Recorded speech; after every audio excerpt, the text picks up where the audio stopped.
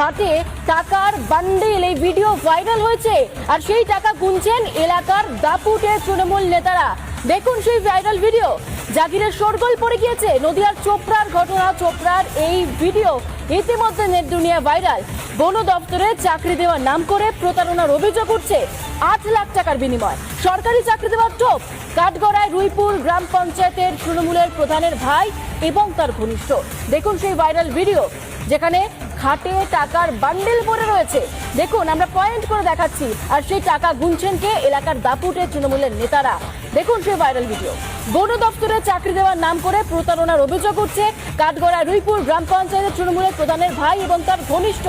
টাকা নিয়ে চাকরি, বন দপ্তরে চাকরি দেওয়ার নাম করে প্রতারণার অভিযোগ। 1-2 লাখ টাকা নয়, 8 লাখ টাকা। পঞ্চায়েতের প্রধানের 2 ভাই ফরেস্ট ডিপার্টমেন্টে চাকরি দেবো বলে 8-16 লক্ষ টাকা আমাদের সঙ্গে নেয়। দুর্গাপুরে ট্রেনিং হবে এবং ওখানে পোস্টিং করিয়ে দিয়ে দেবে বলে আমাদের দুর্গাপুর একটা ভাড়া বাড়িতে রাখে।